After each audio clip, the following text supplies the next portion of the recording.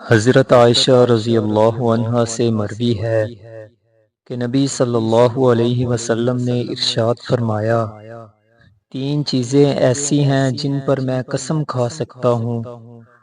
ایک تو یہ کہ اللہ تعالی اس شخص کو جس کا اسلام میں کوئی حصہ ہو اس کی طرح نہیں کرے گا جس کا کوئی حصہ نہ ہو۔ اور اسلام کا حصہ تین چیزیں ہیں: نماز، روزہ اور زکوٰۃ۔ دوسرے یہ کہ اللہ تعالیٰ دنیا میں جس بندے کا سرپرست بن جائے، قیامت کے دن اسے کسی اور کے حوالے نہیں کرے گا۔ اور تیسرے یہ کہ جو شخص کسی قوم سے محبت کرتا ہے اللہ اسے انہی میں شمار فرماتا ہے۔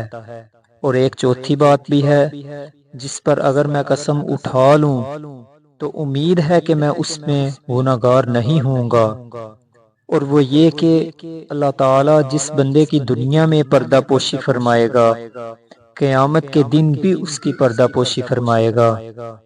اور ایک دوسری روایت میں ہے، رسول اللہ صلی اللہ علیہ وسلم نے فرمایا، جو شخص کسی مسلمان کی پردہ پوشی کرے گا اللہ سبحانہ و تعالی قیامت کے دن اس کی پردہ پوشی فرمائے گا۔